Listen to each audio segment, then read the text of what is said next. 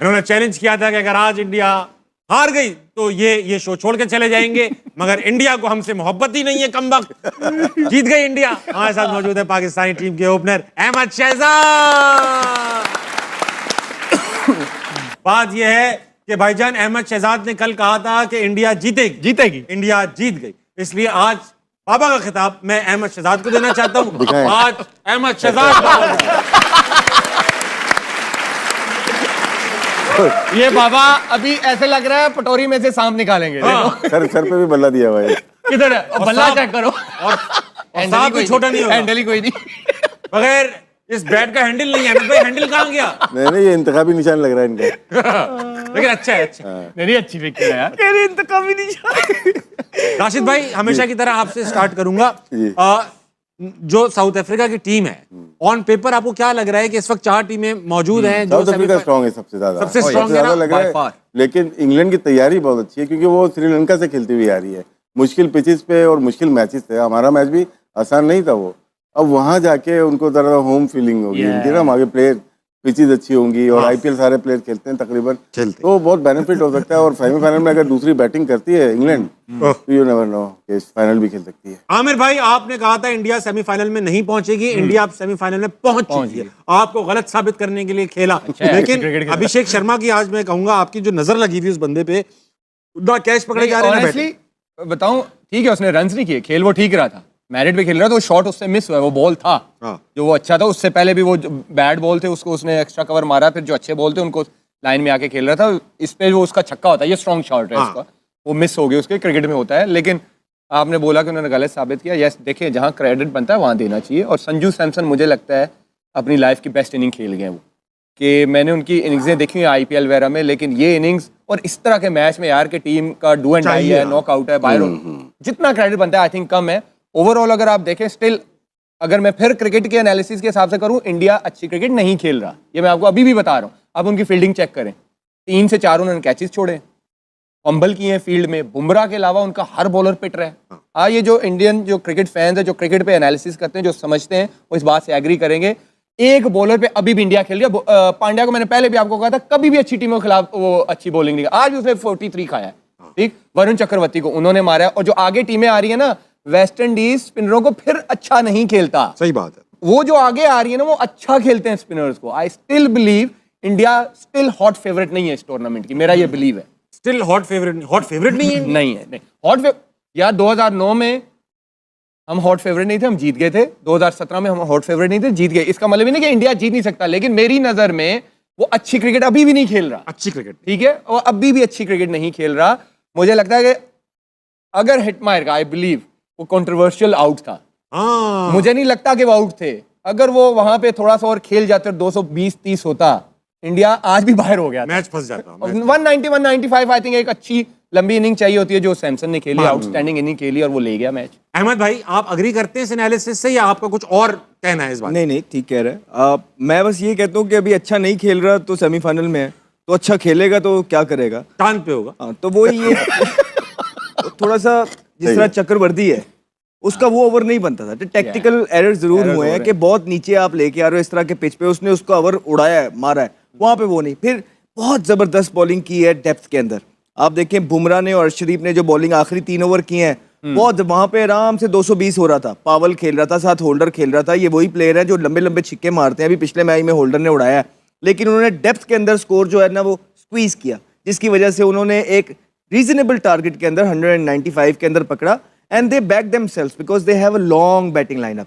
कोलकाता के अंदर मैच था, ball sets up there beautifully, और जिस तरह ही मतलब पहला बॉल भी वो खेले थे, उनके इंटेंट के साथ आए थे, लगा नहीं कि कोई अंडर प्रेशर है। इवन दो अभिषेक शर्मा का 10 बॉलों पे 11 उन्होंने किया, स्ट्रगल कर रहे हैं इस पूरे वर्ल्ड कप के अंदर, जो उनसे एक्सपेक्टेशंस हैं वो उस तरह परफॉर्म कर नहीं पा रहे हैं। लेकिन उन पे भी एक बड़ी इनिंग ड्यू है, जो कि इस बड़े स्टेज से अच्छी, तो जैसे सेमीफाइनल आ रहा है, फाइनल आ रहा है, तो वो ऐसा प्लेयर है कि वो ज़्यादा देर तक चुप बैठेगा नहीं, वो करेगा। उसके बाद सूर्या की अगर आप देखेंगे, इन फील्ड भी बड़े काम कंपोज नजर आए। इवन दो जब दे वर फ्लाइंग एज वेल, एक टाइम था जब वो मार भी रहे थे। अब सूर्या की बॉडी लैंग्वेज देखें कि इस मैच के अंदर वो एक तो चिंगम भी कम चबा रहे थे, दूसरा बड़े कंपोज भी नजर आए कि उन्होंने ये कोई शो नहीं किया इस तरह का डिसेंट के, जो कप्तान फ्रस्ट्रेटेड नजर आता है। उनको पता था कि I have a batting lineup के जो कि 200 सवा 200 भी अगर हुआ तो वो करेंगे। ऑल इन ऑल अगर आप क्रिकेट देखेंगे, जिस तरह कैचेस छोड़े, जिस तरह मिस फील्डिंग भी कर रहे थे, शॉर्ट फाइन से भी जो है ना चौके निकल रहे थे, आई एग्री विद आमिर के वो उस तरह की क्रिकेट नहीं खेल रहे। लेकिन मुझे इस चीज से जरूर डर लगता है कि जब दूसरे अच्छी क्रिकेट नहीं भी खेल रहे होते वो सेमीफाइनल में पहुंच रहे होते हैं, ठीक है, हम अच्छी क्रिकेट खेल के भी बाहर हो रहे होते हैं, ठीक है, तो अभी वो अच्छी क्रिकेट खेलेंगे तो वो क्या करेंगे? आई स्टिल बिलीव ना वो सेमीफाइनल में पहुंचेंगे, वो फाइनल भी खेलेंगे। ये मैंने कल आपको बोला था, सेमीफाइनल नहीं, वो सेमीफाइनल भी अब जीतेंगे और वो फाइनल भी खेलेंगे और फिर फाइनल की बात हम फाइनल में करेंगे। संजू सैमसन के लिए तालियां भाई, very well played. Last ball आपने देखी, उनको पता था कि बॉल यहीं पे होगी, ज्यादातर जो एरिया है यहीं पे होगी, अपना ये लेफ्ट लेग ओपन करके रखी हुई थी, आगे भी नहीं गए, बॉल मिली और वहीं से वो बॉल को लेके चले गए। मतलब कि यही चीज एक अच्छे क्वालिटी प्लेयर की नजर आनी चाहिए। वो जहाँ चाहता है वहीं बॉल आना शुरू हो जाती है। बहुत लेट खेल रहा है और बड़ी बीचे इसके साथ ज्यादतियां भी हुई हैं। परफॉर्मेंस करने के बावजूद भी इनको बाहर निकाल दिया जाता था और इस दफा भी बस मौका इसलिए रख गया कि और कोई स्कोर नहीं कर रहे थे तो इनको डाल लिया। लेकिन बहुत लेट खेलते हैं, बड़ा टाइम है। आपको याद शर्मा होगा की झलक आती है वैसे, रोहित शर्मा पीछे आपको आमिर याद होगा भी साउथ अफ्रीका जाके 2 सेंचुरियां की थी। अब पाकिस्तानी किसी प्लेयर ने उनकी पूरी टीम के खिलाफ जाके, जैनसन रबाडा के खिलाफ जाके नॉर्थ के 2 सेंचुरियां की हो T20 में, उसके बाद आप सोच सकते हैं अगले 5 साल वो बाहर होगा? ऐसा नहीं, ये 3 महीने बाद बाहर हो गया था। इतना कंपटीशन है वहां पे, कंपटीशन बहुत है, ठीक है ना। और उसके कितना अंडर प्रेशर होगा इस इनिंग में, और लेकिन इस अंडर प्रेशर उसने किस तरह अपनी नर्व को कंट्रोल किया। जिस तरह आमिर से बात हो रही थी कि ये बड़े मैच्योर प्लेयर है, पाकिस्तान के मैच से पता लगता है कि इतने अंडर प्रेशर वाले गेम के अंदर भी जिस तरह वन साइडेड ये जीतते हैं, इट शोज कि इनकी नर्व बहुत स्ट्रांग है। और इसी तरह इस प्लेयर ने आज शो किया, फिनोमिनल इनिंग। अच्छा आमिर भाई, ये जो बता रहे हैं संजू सैमसन का कि यार गेम अवेयरनेस थी, गीली हो गई बॉल तो उसने सीधा नहीं खेला, स्क्वायर खेलना शुरू कर दिया।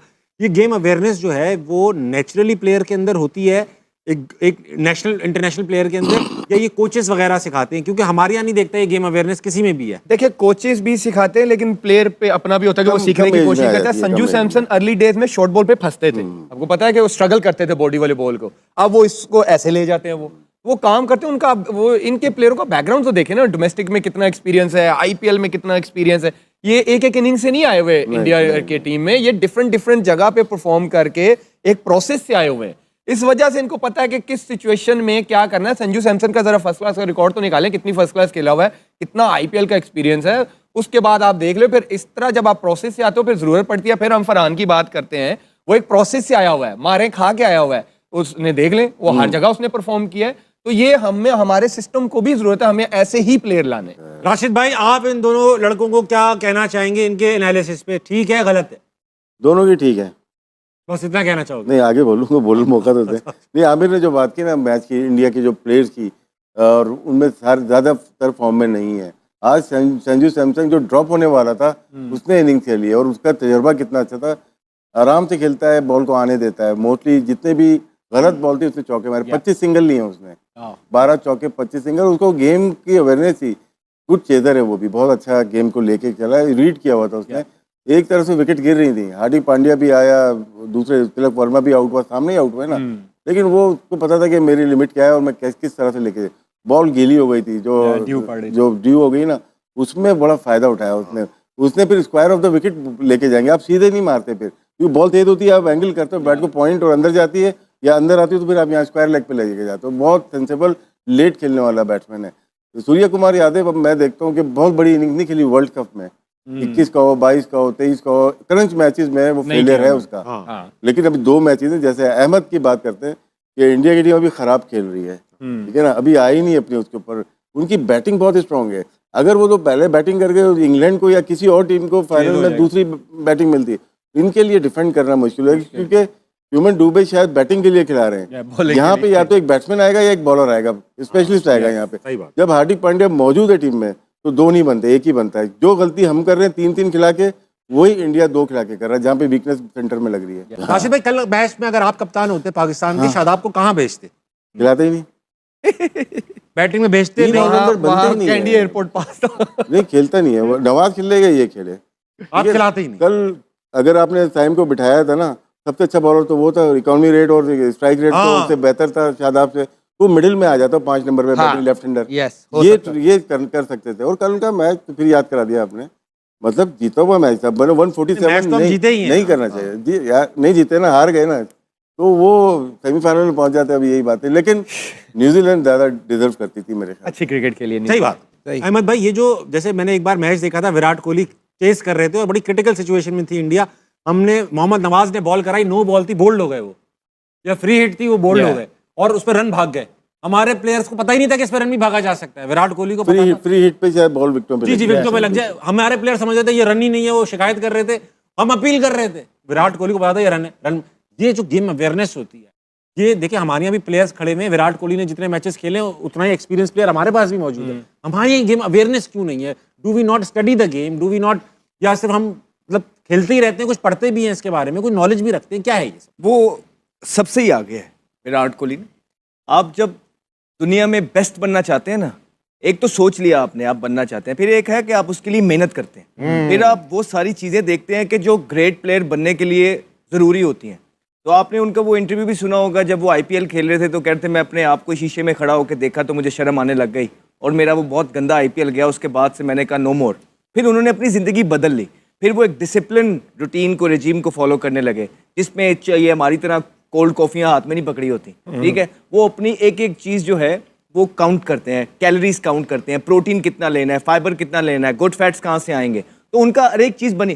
तो उसके बाद फिर ट्रेनिंग एफर्ट्स जो है उनकी, राइट, कि मैंने वो, अगर आपने उसका एक और क्लिप देखा होगा, उसमें वो बोल रहे थे कि मैंने ये कभी नहीं कहा कि मैं कुछ एक्स्ट्रा विगेंजा कर दूं। कहते मैं जब भी इम्प्रूवमेंट की बारी आती थी तो मैं ये सोचता था कि मैं वो कौन सा शॉट ऐड कर लूं अपनी इनिंग के अंदर या अपनी आर्मरी के अंदर जिससे टीम को फायदा हो जाए। तो कहते जब मैं टीम का सोचता था कि मैं यार अच्छा ये अगर शॉट मैंने यहाँ से यहाँ मारना स्टार्ट कर दिया ना तो मैं टीम को कहीं से भी जितवा दूंगा, अच्छा मैंने ये वाले बॉल को भी यूं करना। तो उसने कहा कि मैंने ये एडिशंस की कि जिसमें टीम को फायदा है, तो मेरा ऑटोमेटिकली फिर मेंटली स्ट्रांग, रेजिलियंस आना, आप में मेंटली टेम्परामेंट आना, ये सारी चीजें जब आप एक पैटर्न को फॉलो करते हैं ना तो ऑटोमेटिकली आपका लेवल अप हो रहा होता है। एंड देन जब प्रेशर आता है so you ready for it. एक उनका इंटरव्यू में ये भी था जिसमें वो कह रहे थे कि हम फिटनेस की बातें करते हैं और यहाँ पे तो इतना उस पर ध्यान नहीं दिया जाता, लेकिन वो ये कहते हैं सिर्फ 1 सेकंड दूसरों से तेज होने के लिए मेरी कोशिश होती है मैं बहुत ज्यादा वर्क करूं, सिर्फ 1 सेकंड। कहते हैं वही 1 सेकंड अगर मेरी जगह ताबिश होगा तो शायद वो कैच छूट जाए, लेकिन कहता है मेरी कोशिश है कि अगर मैं हूं तो वो 1 कदम जो है मैं ज्यादा करके वो टीम के लिए कैच पकड़ लूं। तो उस 1 सेकंड के लिए वो मेहनत करते हैं। तो जिसका दिमाग ये होगा, अप्रोच ये होगी, डेडिकेशन ये होगी मुल्क के लिए, तो वो क्यों नहीं उसकी गेम अवेयरनेस अच्छी होगी। गेम अवेयरनेस अच्छी करने के लिए आपको ये सारी जो एग्जीक्यूशन है ये करनी पड़ती है, फिर ही आपका लेवल अप होता है। संजू सैमसन ने आज पता क्या किया, 50 किया है, उसने दोबारा गार्ड लिया अंपायर से, दोबारा उसने अपने आप को सेट किया है कि ये ओल्ड स्कूल थॉट है कि अभी जॉब डन नहीं हुई, अब मैंने दोबारा यहाँ से स्टार्ट करना है। ठीक, ये ब्रेन को मैसेज देना होता है। हमारी कल देख ले, आखिरी 7-8 बॉलों पे साहिबजादा 1 बॉल खेला था, वो सेट बैट्समैन है। हालांकि जब 12-14 बॉल रह गए हैं तो एक नए बैट्समैन का ये काम है कि जो बंदा 100 पे खेल रहा है मैं उसको सिंगल करके दे दूं, वो 4 बॉलें खेलेगा, 2 बाउंड्रियां मार। तो हम 7 बॉलों में तो हमने 4 विकेटें दी थी और वो बेचारा दूसरे एंड पे ही खड़ा रहा। ये गेम अवेयरनेस है हमारी। एक चीज देखिएगा, जो चेज करते हैं ना हमारे, जो परसों में शायद बात करता है इंतजाम की, हम लोग मोस्टली जाते हैं लॉन्ग ऑन से मिड विकेट तक। आज इनकी बैटिंग देखें, मोस्टली ग्राउंड साइड और ऑफ जहाँ पे मिलती थी उधर ही चौका मारते, एक चौका इधर तो एक इधर, तो मेंटेन रखा, रिक्वायर्ड रन रेट को लेते हुए चले गए। और एक वक्त ऐसा आता है कि रन बॉल आ जाते हैं और आखिर में 2 ओवर में देखा आपने कितने आराम से कैलकुलेटेड इनकी रीडिंग्स थी। अच्छा राशिद भाई, अहमद भाई, आमिर भाई, जब भी हमें अच्छा स्टार्ट मिला है जिसे कहते हैं ओपनर्स की तरफ से, एशिया कप का फाइनल अगर आपको याद हो रिसेंट डेज में, अच्छे ओपनर्स ने स्टार्ट दिया, पूरी टीम कोलैप्स हो गई। कल अच्छा स्टार्ट दिया, पूरी टीम 36 रन पे बुक हो गई। तो ये जो अच्छे स्टार्ट के बाद पूरी टीम बुक हो जाती है, इसका कोई मेंटल मसला है? वही मिड विकेट टांग रखे, मिड विकेट वाला मसला है, लप्पे मारना। आप नॉर्मल क्रिकेट करो, रन बॉल। आपने एक चीज नोट किया, आपको तभी अच्छा ओपनिंग स्टैंड मिला है जब आपने प्रॉपर ओपनर्स खिलाए हैं। ठीक है, अच्छा ओपनर ही आपको स्टार्ट देता है ना। ये तो एक डिबेट। हाँ, तो आप जो नीचे वाले की बात कर रहे हैं वो हैं प्रॉपर नंबर के नहीं, वो हैं उस नंबरों वाले या उस कैलिबर के हैं, वहां पे उनकी वो वाली स्किल्स हैं जो वो कर सकते हैं, वो नहीं कर सकते।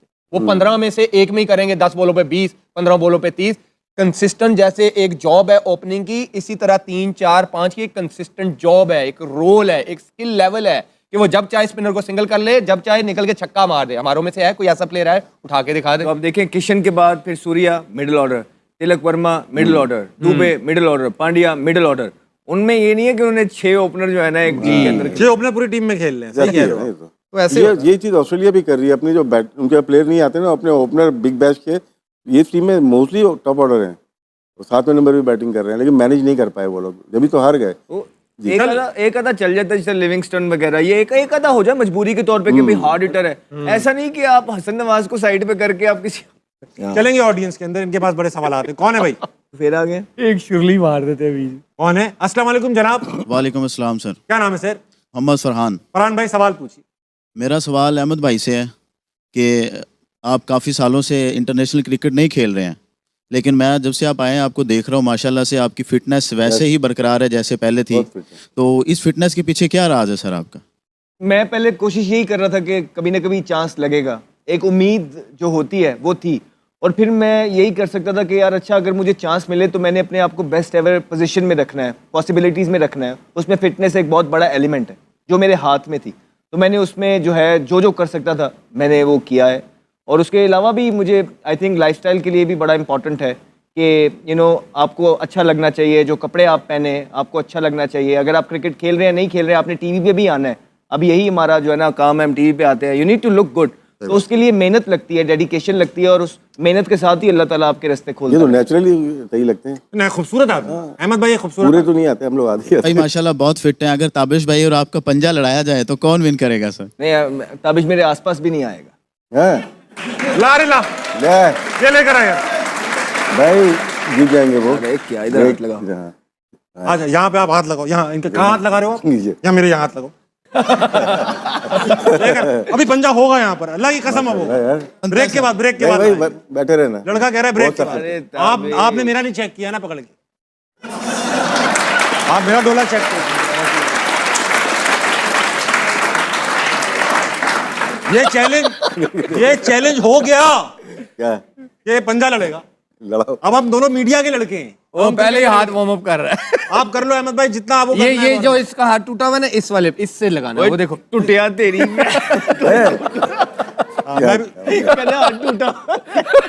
मैंने भी गर्दन वार्म अप कर ली। अगला ये होगा भाई, ब्रेक के बाद मुकाबला है, पंजागिरी होगा। अगला कौन है? अस्सलाम वालेकुम भाई साहब। वालेकुम अस्सलाम।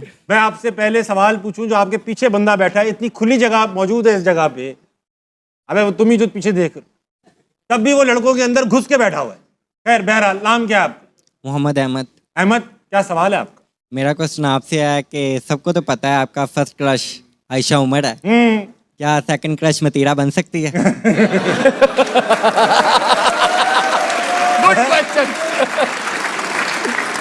आयशा उमर उस वक्त मेरा क्रश थी जब मेरी शादी नहीं हुई थी। अब मेरी शादी हो गई है, अब मैं खुद क्रश हो चुका हूँ। यस, बेगम मेरा क्रश है, बस इसके आगे अब कोई क्रश है ना रश है, क्रैश हो जाएगा वो। क्रैश हो जाऊंगा। अहमद भाई क्या कह रहे हो? अहमद भाई, आपको लड़के ने सवाल पूछा कि आप फिट है माशाल्लाह, अगर खुदा ना खास्ता अनफिट होते तो कैसे दिखते? लड़कों ने कोई तस्वीर बनाई है, दिखाओ, अल्लाह खैर करे।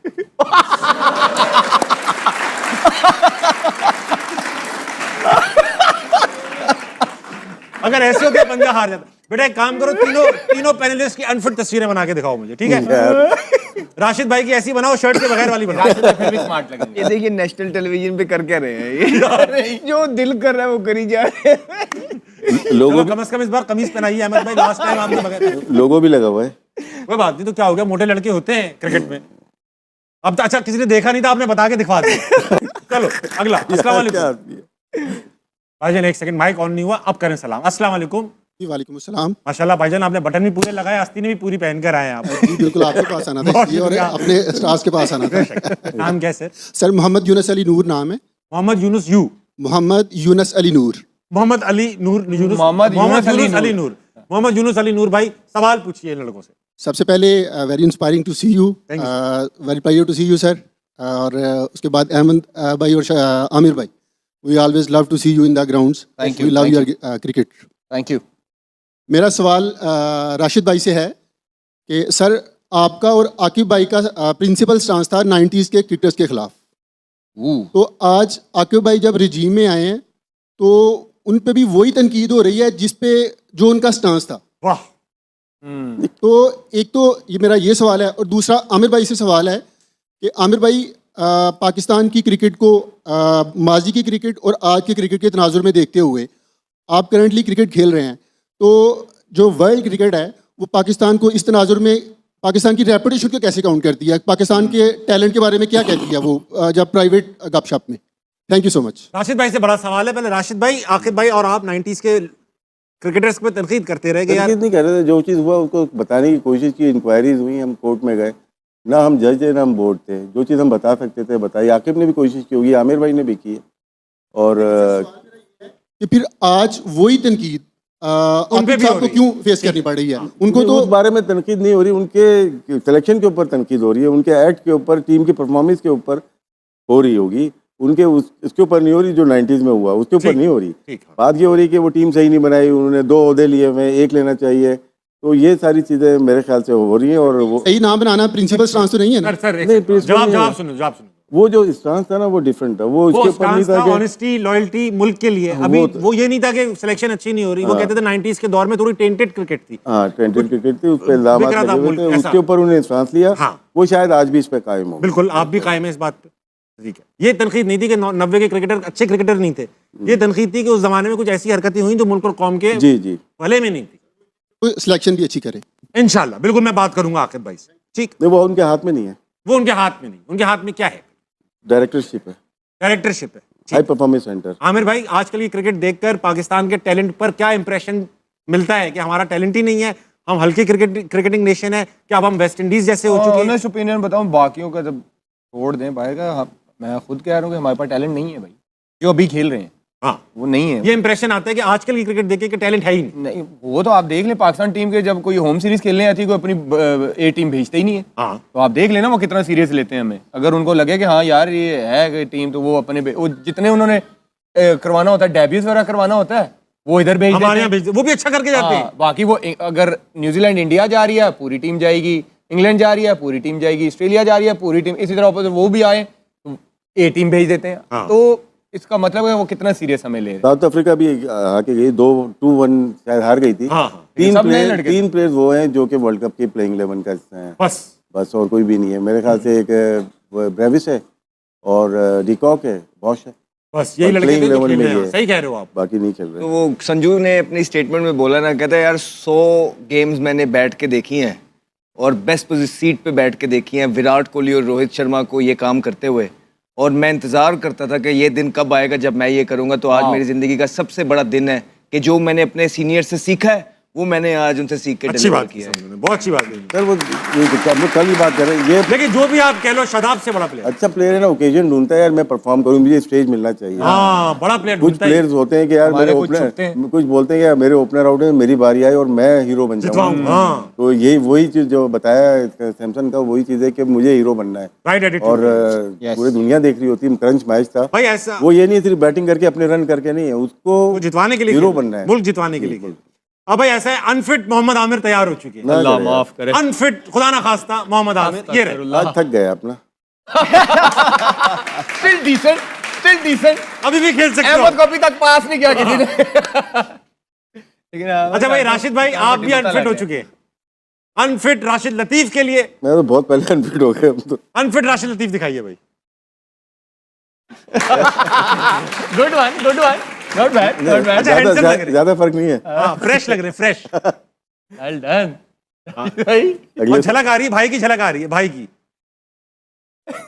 कौन राशिद सा भाई, आपके भाई की राशिद भाई। नहीं मैं कुछ नहीं बोलूंगा। ये लोग रील बनवा देते हैं, मुसीबत मुझे फोन आ रहे हैं कब इलेक्शन लड़ रहे हैं। सारी ये वक्त आ चुका है कि ऑडियंस को थोड़ा एंगेज करेंगे। हमारे पास आज ऑडियंस में बड़े सवाल हैं, लेकिन सबसे पहले हम जो लगा के गए थे HMH hall of fame, Aamir Sohail के बारे में दो अच्छे जुमले आपसे सुनना चाहूंगा।